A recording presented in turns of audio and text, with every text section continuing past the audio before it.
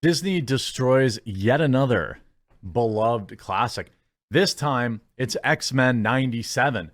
As the show has been relaunched on Disney, the first 2 episodes of X-Men 97 so that you don't have to. Or, I mean, you can if you want. It's up to you. But I'll just say, I don't think it's that great. Look at the insanity. Literally, this person is in charge of the X-Men cartoon, and it's your typical, really far left nut job that just screams about every conspiracy theory that white people are in control of everything.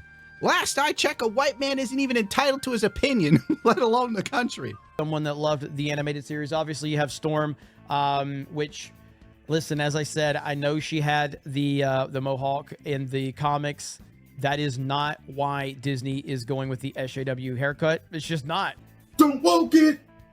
Don't woke it up. Don't woke it up. Don't woke it up. To me, my X-Men.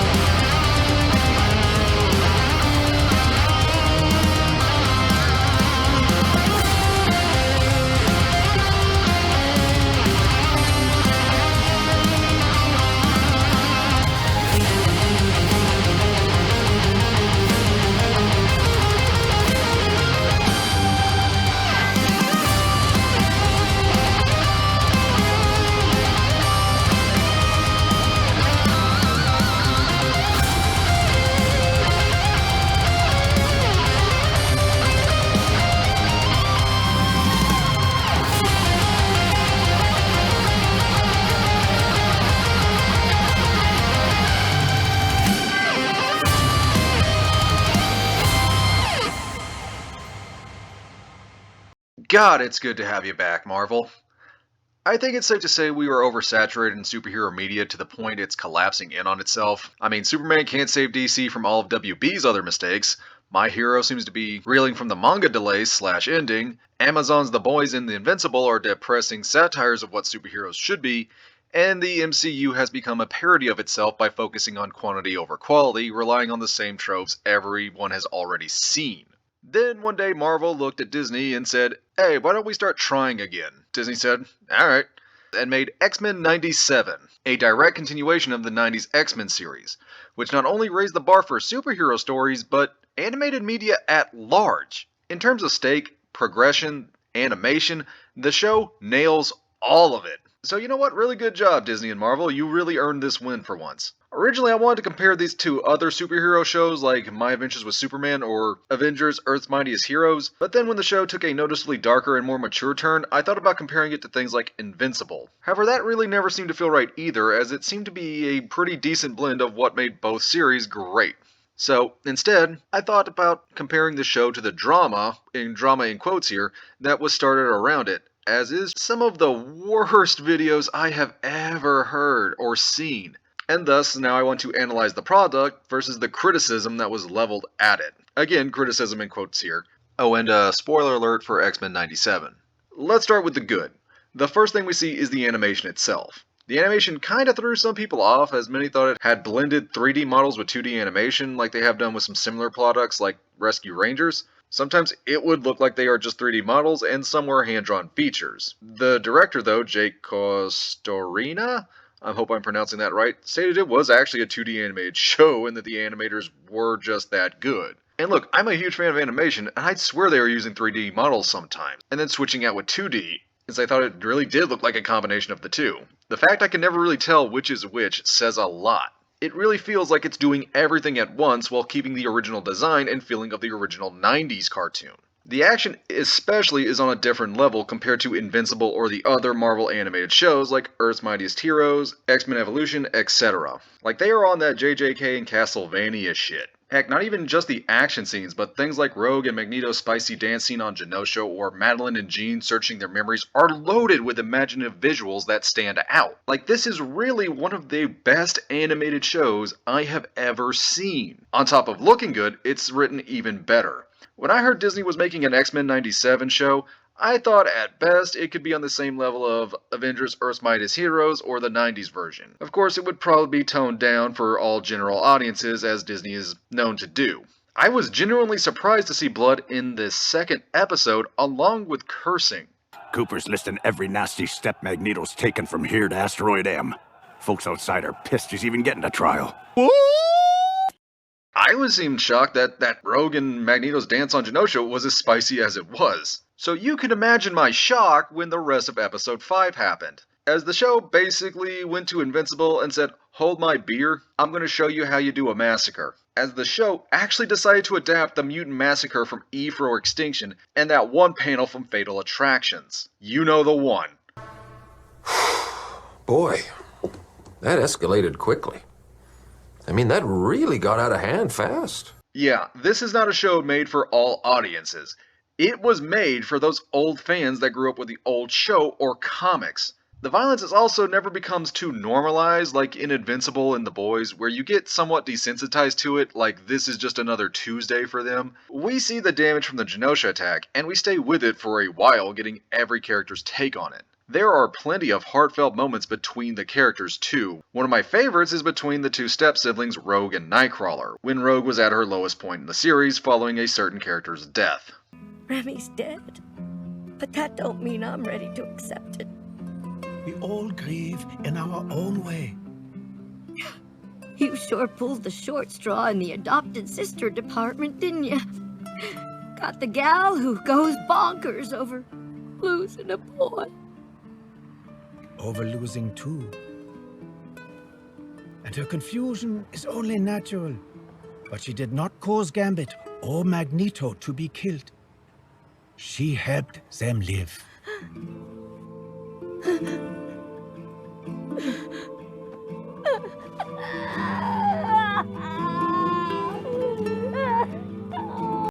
Like, truly every character gets something like that, where it never really feels like it's tacked on. Like, oh, you know, the Immortal and Invincible and Duplicate had like a whole thing going on, but it was kind of like it was there.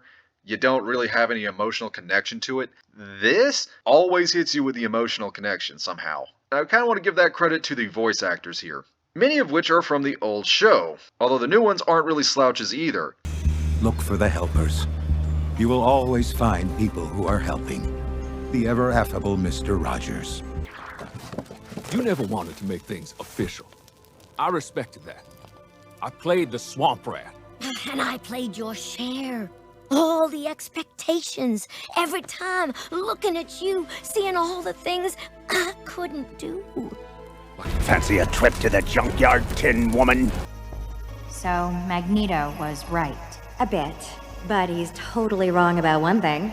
Video games rule. Heck, the one that replaced the Cyclops voice actor, I couldn't even tell the difference between the two. Surrender, mutant. Of course. Not. Take his visor before he starts up again. No, don't! I surrender!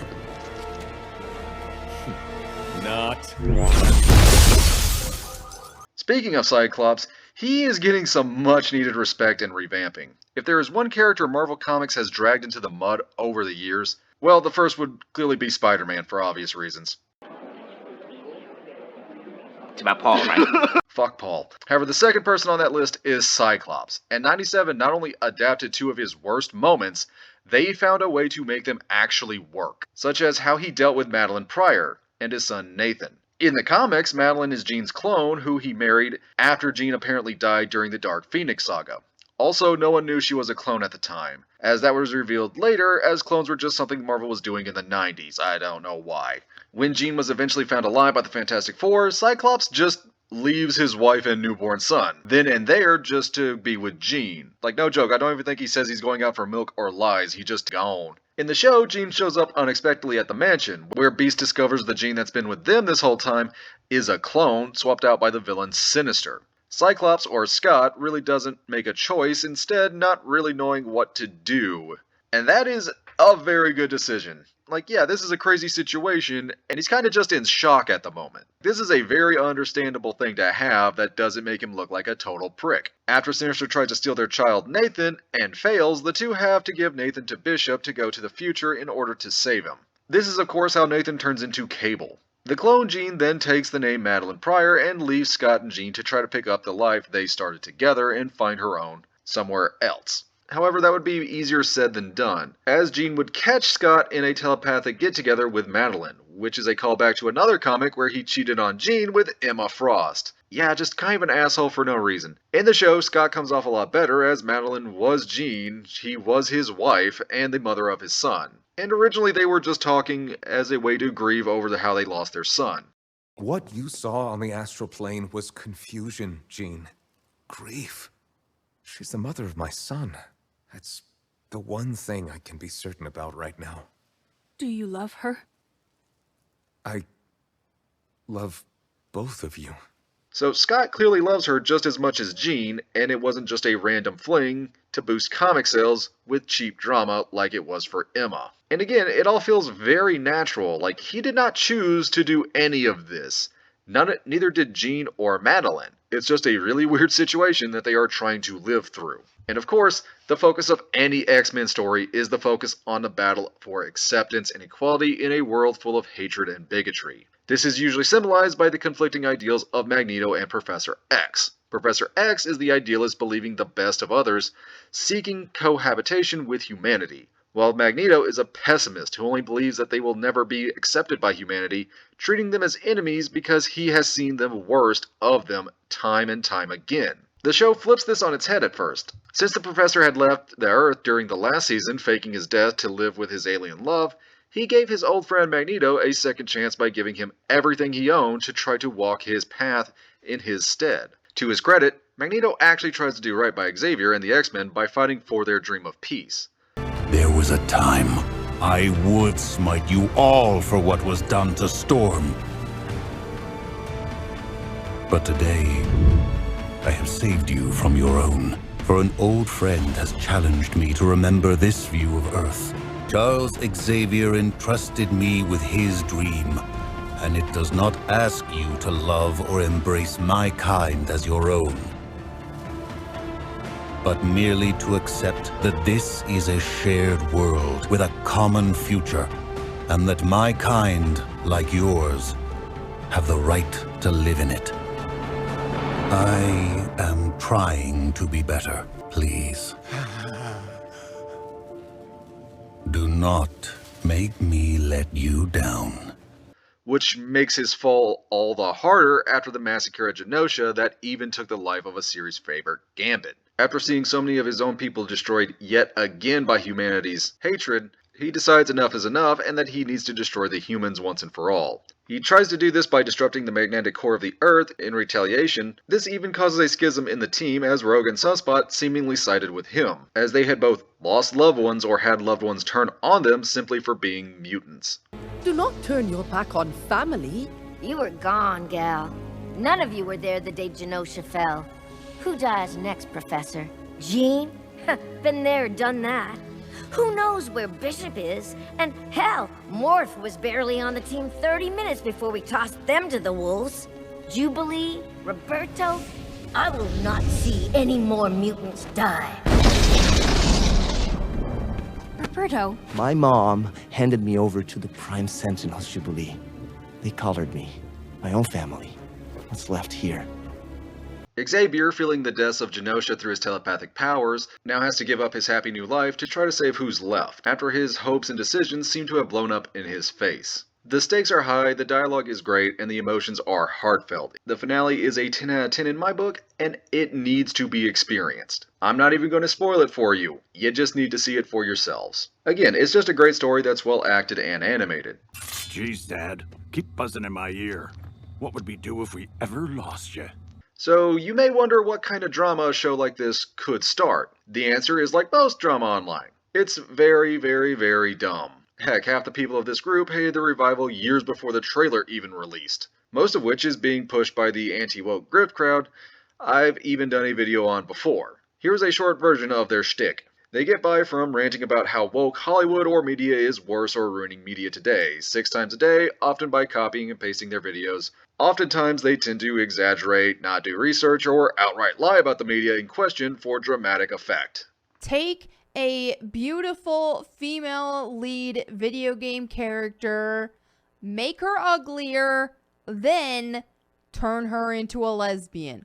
Why this is a thing, I don't know, but we've just seen it happen with Aloy in the Horizon series.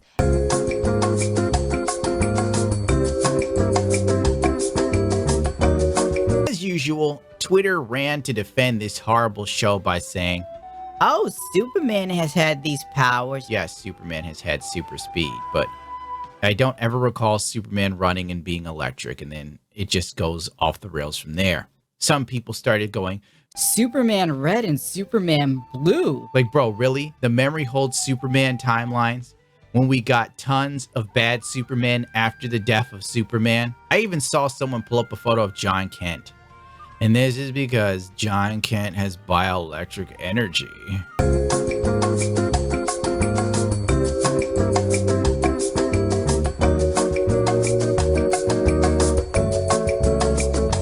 Want to play pick your pronouns, then you should have an option to not enter pronoun. Yes, agreed 100%. The fact that they force you to do it is the problem.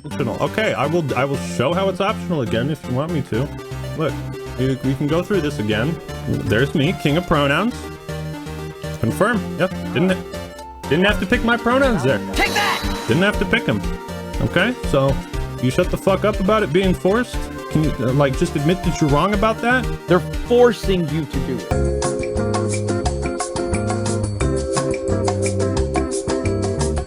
Yeah, that's kind of the level you're going with.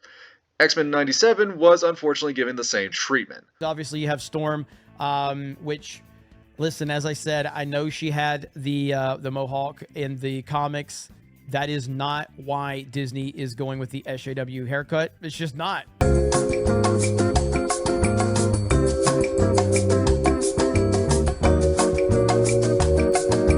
When the original voice actor for Jubilee rejected her role, I knew that there was diversity, equity, and inclusion in the water.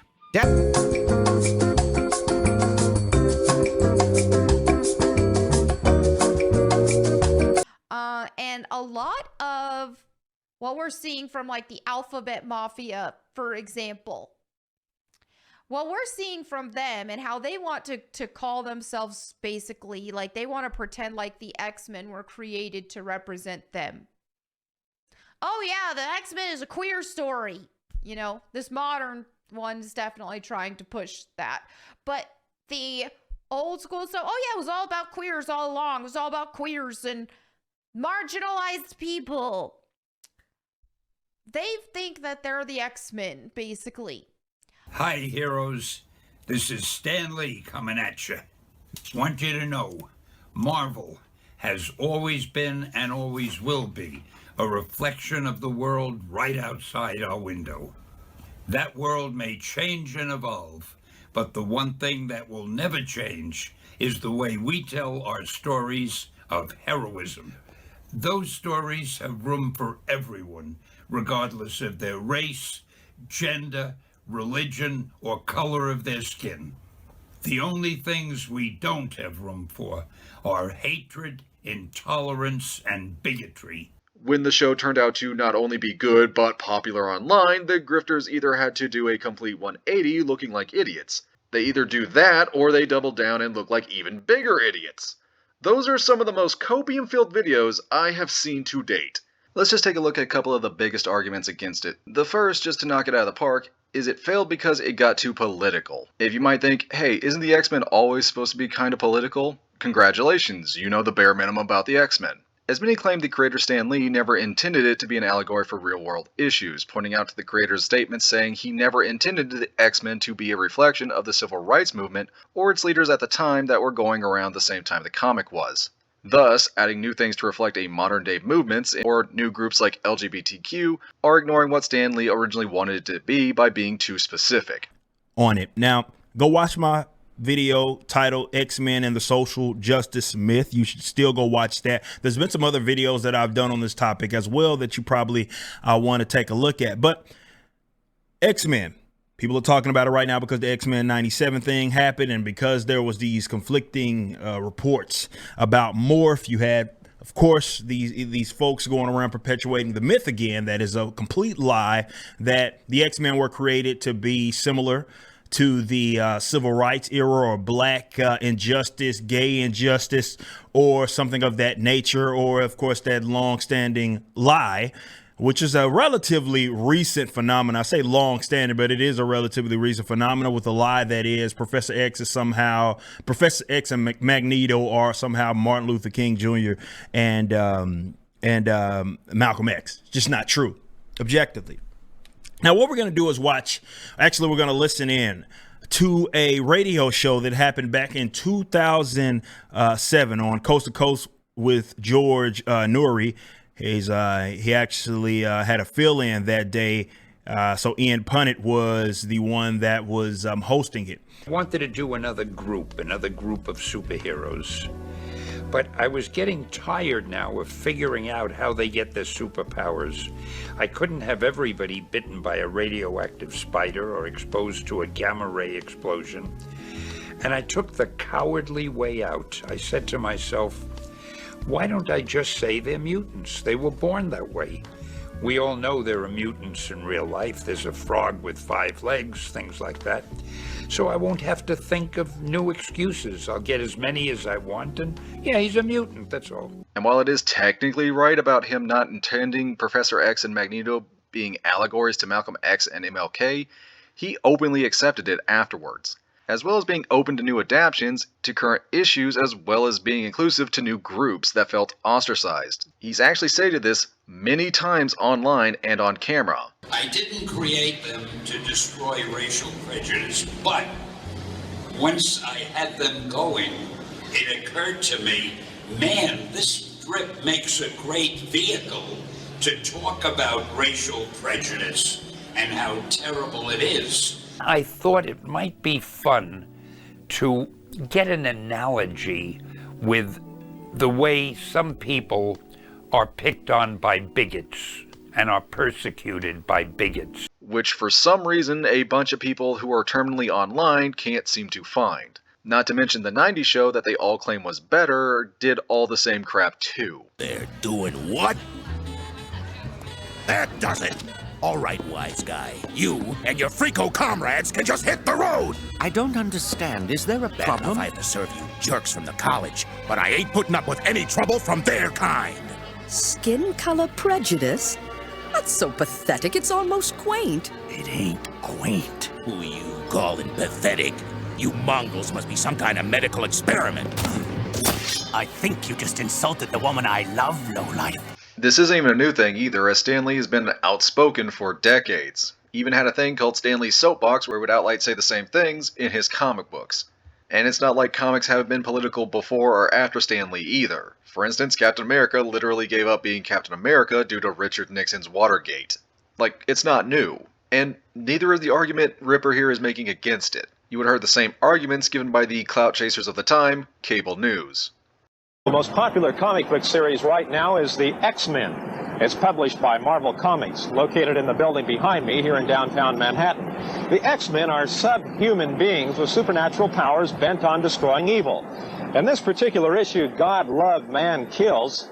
The X-Men, of course, are the heroes, the villain, a Christian evangelist. An evangelist felt he was called by God to destroy mutants like the X-Men, including the leader of the superheroes, whom he crucified, while quoting scripture, of course. In the end, the evangelist was shot, and the X-Men and their leader lived through the ordeal. Marvel Comics, which wouldn't grant CBN News an on-camera interview, called comics an important print media kids are very receptive to. However, they said when it comes to religion, they consider themselves neutral. In this point, and if he looks up, is not this evil incarnate? And then he says, in awe and wonder, he looks up to behold a man. Now, you recall the statement in the gospel, echo homo, behold the man, which had to do with Jesus. And here, there's a shaft of light, and he looks up to behold behold a man. They've taken scripture and twisted it totally with a crucifixion image and so forth. And here is the crucifixion going on of one of these subhumans, and out of this guy's chest is coming another person who we're not quite sure is he's hanging on a cross, and here he is bathed in light. You tell me that's not blasphemous, and not only, but this is being sold to your children. Meanwhile, DC Comics Greenberger, who says he feels most comics are spiritually uplifting, also told us a large number of the comic writers are, quote, very liberal, and use the chance to poke fun at evangelicals who they feel are bending religious teachings the wrong way.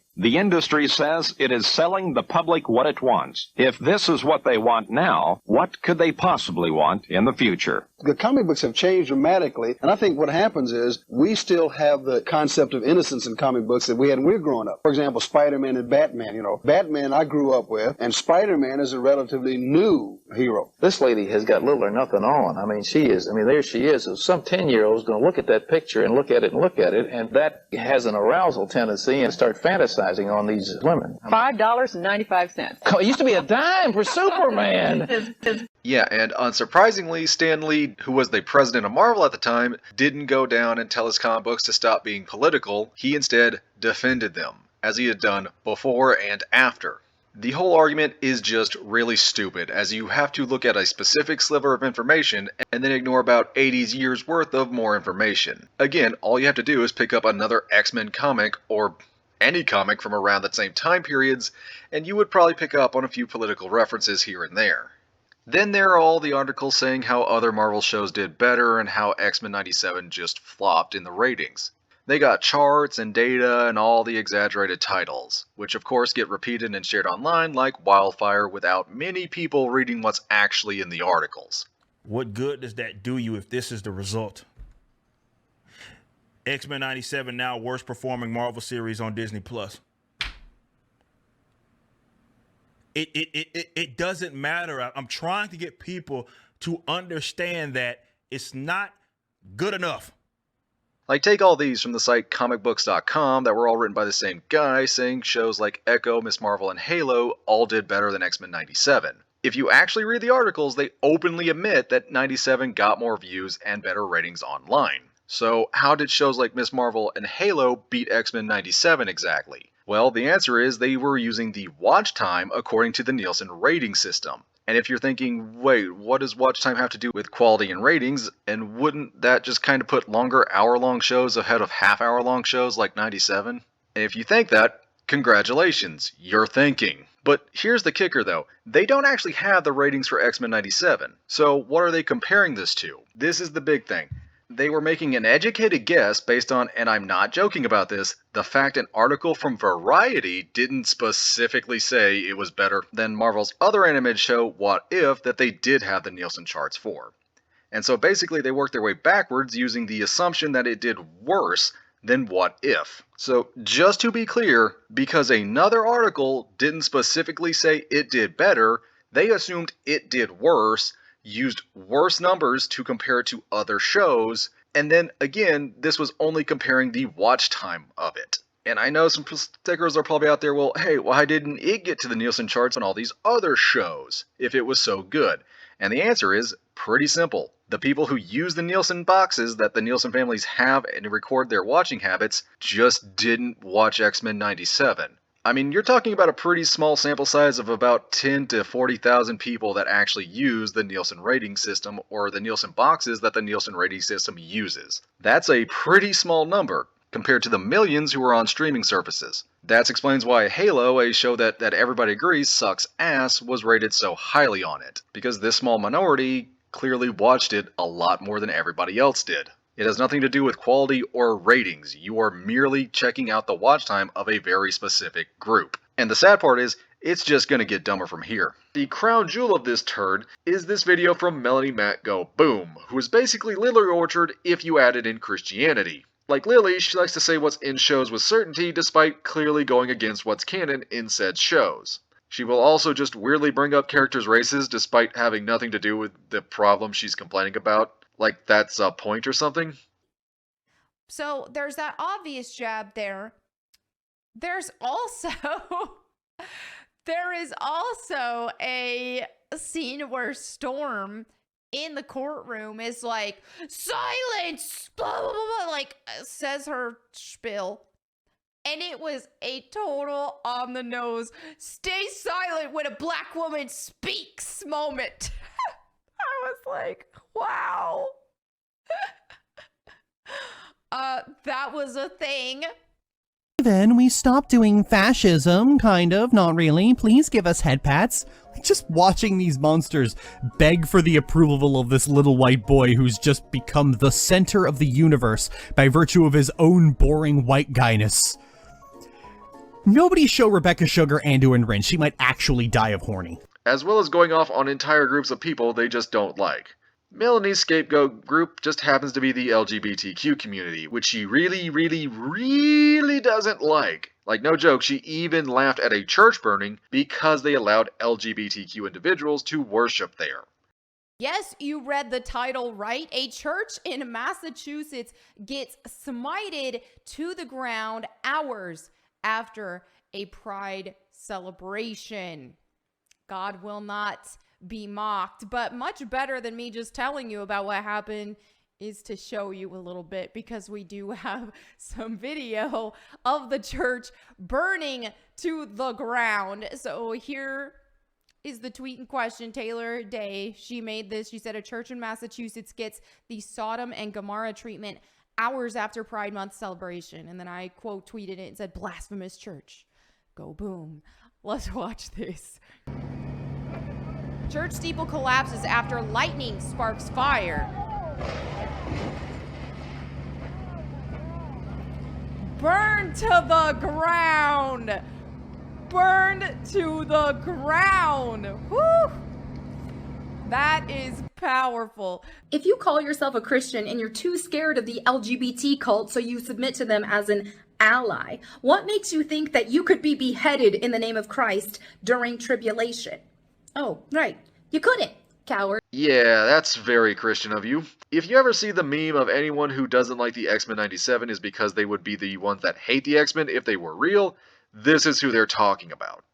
Like, no joke, there is an X-Men villain named Reverend Stryker who's been around for decades, and his whole thing is weaponizing religion against mutants, with language that sounds very similar to Miss Go Boom Here's language on the LGBTQ community. And when she's ever criticized about this, she just kinda uses religion as a shield for it, saying that's just what God wants. Burned to the ground. Woo! That is powerful. People in the comments are like, whoa, wait, what? Struck by lightning. God will not be mocked. And some people... You could tell some people have never cracked open a Bible before. They're replying to this and being like, oh, why would a Christian be laughing or celebrating about a church getting burned to the ground? It's like, have you ever opened a Bible in your life, bro? False churches, false teachers, false prophets. These are in the Bible time and time and time again. And what people forget, who are not a part of the faith, is we follow Jesus Christ. And if anybody calls themselves a church, calls themselves a brother or a sister, but do not follow Christ and actually preach against and actually blaspheme the Lord, they are not a brother or a sister. I don't care what their church looks like.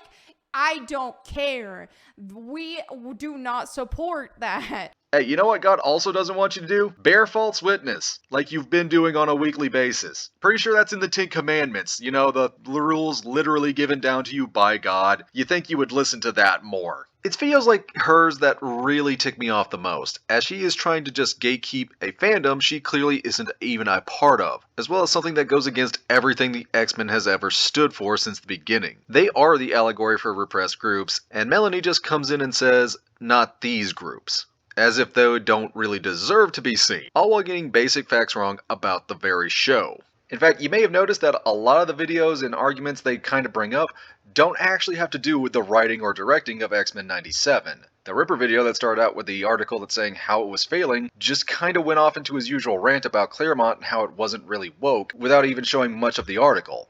Melanie got most of her talking points from a Bounding Into Comics article before just going into her regular shtick about the LGBTQ community. Like, those are the things these guys actually want to talk about, not the writing or directings of shows or comic books, or any of this other pop culture media they pretend to like. They are propaganda channels, first and foremost. Unsurprisingly, this did not go over well with the actual X-Men fans, and most, including Melanie, got roasted for it, as all of their, let's say, opinions were based around identity politics. Ironically, the thing they always claim to hate. So once again, the X-Men has confronted basic bigotry and won. I'm so glad this show was not only a well-animated and well-written show, but it brought the X-Men back to their roots, and away from the general audience approach that media has been shoving creators and their content into for the last couple of years. I can't wait to see Season 2, but this is where my video has to end. So what did you like about the show? What was the worst take you saw? And what would you have liked to hear me talk about more? This is the Compare and Contrast channel, and I'll see you next time.